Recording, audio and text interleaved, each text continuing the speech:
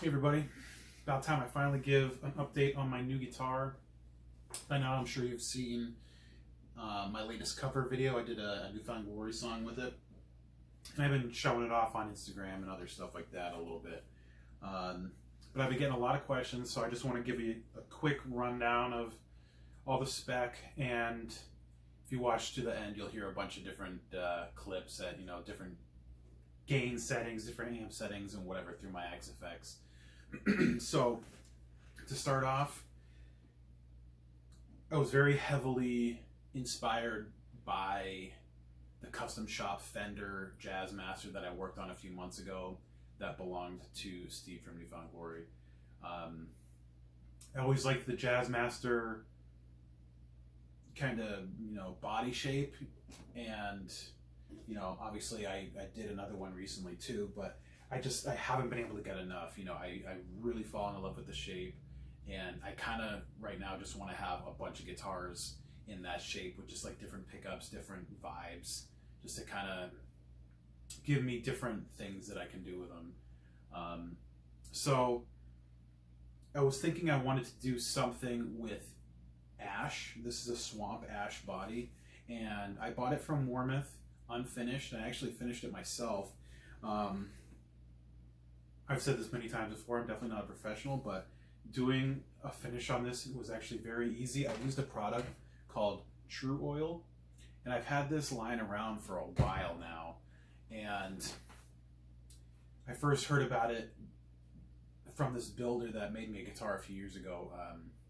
It was Odessa Guitars. He made me a guitar called the Deadbeat, and I loved the finish on it, and I loved the look of it, and it was basically just like this. It was a natural body with black parts and whatever, and I thought it looked really cool. My favorite part about that guitar was the looks. Basically, I don't still have that guitar. I ended up selling it. Things just didn't really work out with it, but I knew I wanted to do another true oiled guitar, so I did that. I think it took about 6 or 7 coats. I mean, they recommend at least 3 or 4, but you can go even higher if you want to, depending on how you want the finish to look and feel. You could really keep piling it on there and really build up a really strong finish. I think on my Deadbeat it was maybe like 15 coats or something. I don't quite remember. But yeah, it's swamp ash. It's really lightweight, and it just has a killer grain to it. It looks really great at certain angles too. Like some angles don't look amazing, but other angles look really, really nice. This is the back for people who might want to see it. I don't really show it off that often. But yeah, it came together really, really easily. This finish is really, really easy to use. At least it was for me. It didn't really take all that much. Now, rewind back to that Fender Custom Shop Jazzmaster I was talking about. So it did belong to Steve. My friend had bought it off of him and sent it to me to work on some very needed TLC, and some of the parts weren't really usable. That being the bridge, the tuners were pretty jacked up. The pickguard was really bad, so I just replaced those entirely because that's what he wanted. He wanted just new stuff. He didn't want anything rusted or anything like that. And he said he was totally cool with me keeping the other parts. So this pickguard was actually off of that guitar. This bridge was off of that guitar, minus a couple of the saddles I had to replace. I tried everything I could to fix, but there was just so much rust. I couldn't even get the set screws out. It was crazy. The tuners from that guitar are not on this one. They're actually on my subsonic neck. And they are usable, but they're pretty tough to use. They're pretty finicky. So yeah, that original pickguard, if you go back and watch those original videos, you'll see how messed up and wavy the pickguard is. I actually took it well after I had gotten a template made from this and extras made up for that other guitar. After all that, I took this and I tested baking it. because I heard a lot of people trying that on the internet, and I believe I ended up going with, I had it like 210 degrees, I want to say, maybe 205, 210, somewhere around there, very low Fahrenheit in the oven. And I had it in there for maybe 7 minutes, maybe 8 minutes, and then I took it out, and then this was in like a cookie sheet, basically, or a cooking pan, and then I just weighed it down with as much weight as I could get. I had it in, like, I had some ceramic pans, and then I had like a 20-pound weight on top of that, maybe more, I don't remember, but eventually, after enough messing around with it, I got it so that it's totally usable now, and it's got, you know, a really great, you know, worn-in vibe. You know, this thing went all over the world, which is really, really cool. It saw it in Warped Tour stages and stuff like that, and same goes for the bridge. So it was really, really cool to be able to reuse those parts and recycle them. I was really, really happy to be able to do that. The pickup in this, just to kind of keep it in that same sort of vein, I ended up going with the EMG 81, which is the same pickup that Steve does use. And normally I'm not an EMG guy, but there is something about it that is very hard to replicate from other pickups, I think. And having at least one guitar that has this sound, I think, is really useful. I'm not going to want to use it all the time. It's not the most versatile pickup in the world, but it really does do a certain job really well. And on those couple NFG covers I already did, I think it nailed them. I think it really does a great job. I did end up getting the pickup secondhand just to kind of match the overall vibe. It's got like a nice gouge right in the middle of it. You can almost barely even read the EMG logo, so I thought it looked pretty cool.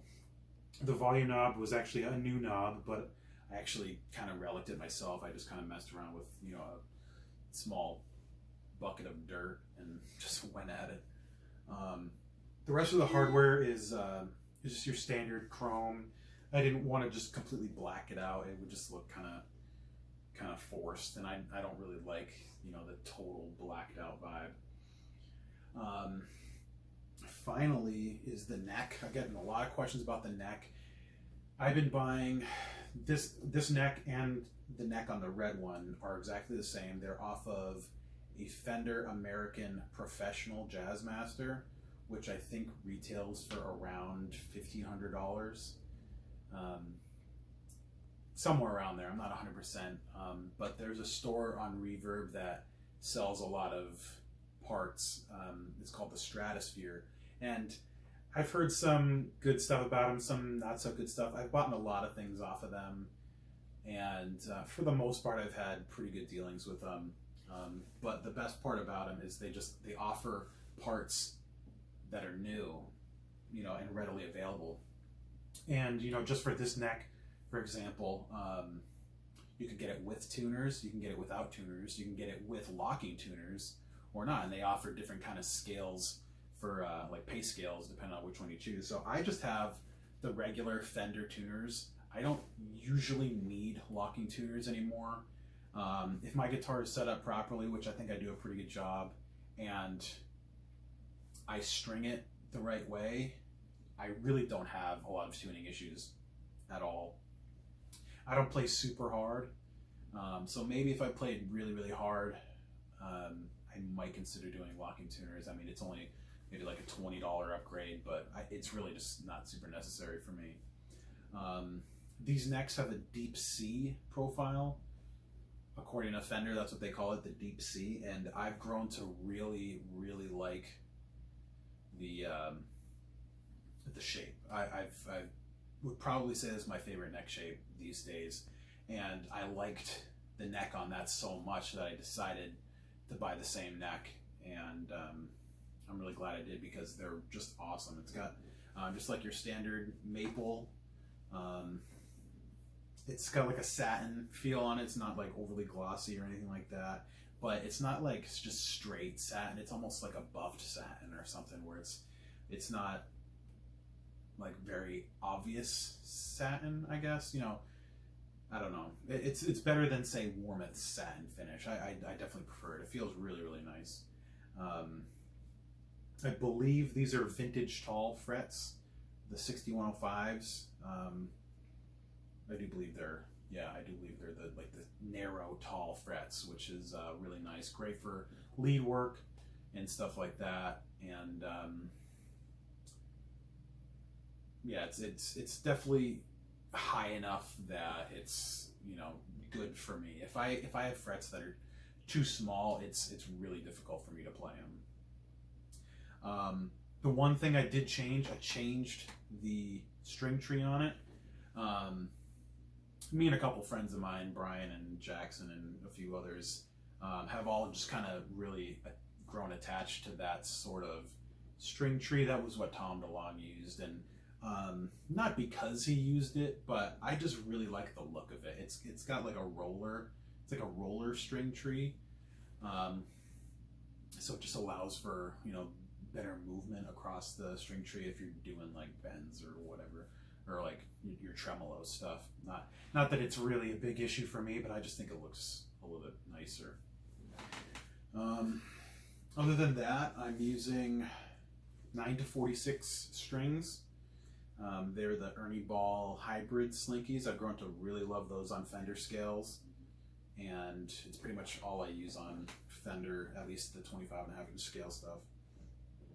The only other thing to really mention, I got like the football jack on there, and you'll actually notice that this is missing a screw hole right here. I don't know how well you can see that. It was like one of the only pickguards of Steve's, I guess, that is missing a screw hole right there, and it was never drilled out or anything, which is pretty neat. And like all of his other ones, if you ever looked at them, have that screw hole, and it's actually present on that one. I had it added in after the fact, but I don't know. I just really dig this. You can't get this pick guard off of like Warmouth, for example. You could get very close, but Warmouth's has kind of a different vibe going on near the bridge because they want to accommodate for a lot of different size bridges at once. So what will happen is this swoop will come up here, but it'll keep going up and over the bridge, and then it'll come across and it'll kind of like cut this bottom part off. So it just doesn't really hug the bridge, which always just kind of bothered me. It doesn't really look quite as nice on the Warmouth version. So I tend to stick with this style. I have my friend make them for me. I actually have, you know, another one in my drawer over there just in case I need it, and I'll probably be having him make some soon. So yeah, it's a really, really cool guitar. I'm super happy that I did it. Because I finished it myself, it didn't really cost me all that much. The neck was probably the most expensive part. You know, it's one of the nicest Jazzmaster necks that you can get on the market, which definitely shows because it plays really, really great. So stay tuned. Keep an eye out for some more covers, some more videos. I'll probably be doing some more Jazzmaster builds soon. I actually did buy another body today. We'll see what happens with that. I got some ideas floating around. Maybe it'll be paint, maybe it'll be something else. I don't know. But I don't know. Let me know what you think. Definitely check out the rest of the video, and you can listen to the tones that I get. And if you have any suggestions or anything like that, I tend to keep it so that my Patreon subscribers are the ones that kind of give me the bulk of my suggestions for videos and stuff like that. But you know, you can always throw out ideas in the comments below. I might think something's a good idea. So anyway, enough rambling. Thank you for watching. Thank you for watching, and hopefully see you guys soon. Later.